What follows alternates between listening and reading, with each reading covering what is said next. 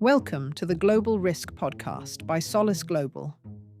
In this edition of Regional Flashpoints, we turn our attention to Mexico, where November saw two major waves of protest, each driven by distinct concerns, but united in their scale and visibility. The first was sparked by the killing of Uruapan's mayor, Carlos Manso, triggering thousands to march on the National Palace. The second wave involved truckers and farmers demonstrating against worsening security and rising production costs, resulting in road blockades across the country, including border crossings with the US. As unrest continues into December, what can we expect next? Here's our in-house intelligence analyst, Manfredi Pozzoli. There have been several large-scale protests across Mexico in November. Two different waves of protests can be identified. First, one large-scale protest occurred on the 15th of November in Mexico City. This protest was prompted by the killing of Carlos Manso, the mayor of Uruapan in Michoacán state. During this protest on the 15th of November, approximately 17,000 protesters gathered in the center of Mexico City, and a few hundred tried to storm the National Palace, which is the seat of government and of the president, Claudia Sheinbaum, and clashed with police. A second wave of protest occurred in late November.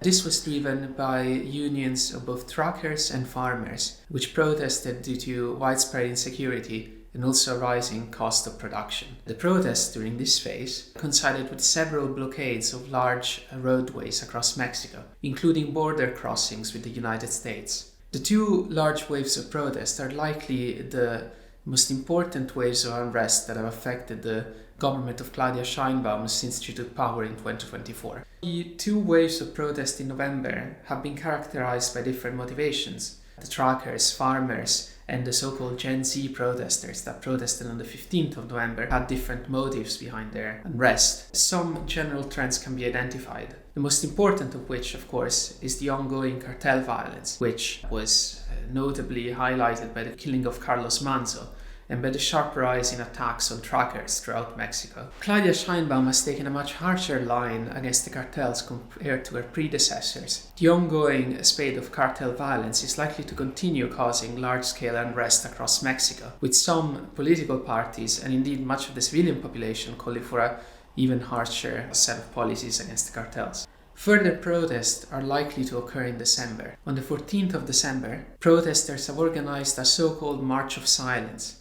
This will coincide with several gatherings across large Mexican cities, including Mexico City. The protest will occur a week after the Morena party, the ruling party of President Sheinbaum, will hold a rally in support of the president on the 6th of December in Mexico City. Further protests will likely coincide with disruptions, such as road blockades or large-scale gatherings in Mexico City. There is a realistic possibility of the protests turning violent, but this also depends on the way that the Mexican police will respond to the gatherings. That concludes this episode of Regional Flashpoints on the Global Risk Podcast. These updates form part of our Global Intelligence subscription, which includes weekly reports, in-depth briefings, and live Q&A sessions with our experts. To learn more, visit solisglobal.com. Thank you for listening.